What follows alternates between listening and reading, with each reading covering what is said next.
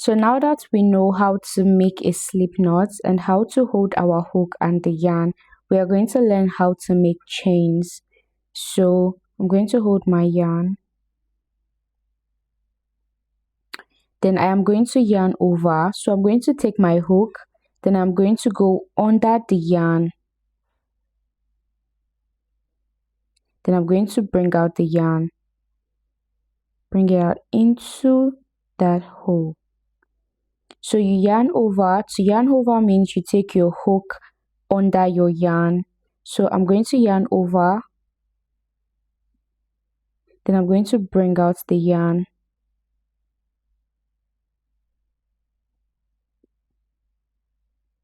So let me do that one more time. Yarn over. Then bring it out.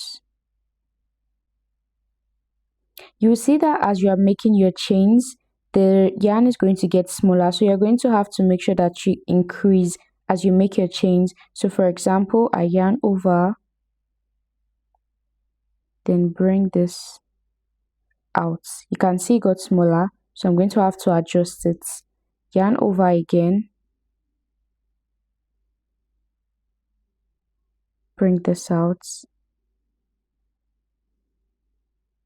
You have to make sure that your grip is not too tight, because if it is too tight, you would not be able to bring out the yarn. For example, yarn over. See, my grip is too tight, so this way I am not able to pull out my yarn. You are going to make sure that your grip is loose, not too tight and not too loose. So you're going to yarn over, then pull this out. One more time, yarn over, place your hook under the yarn, then pull it out.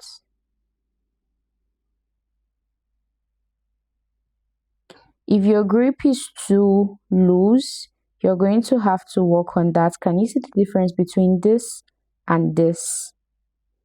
So you're going to have to make sure that your grip is not too tight and not too loose. So you're going to yarn over and bring this out. Now that is how you make chains.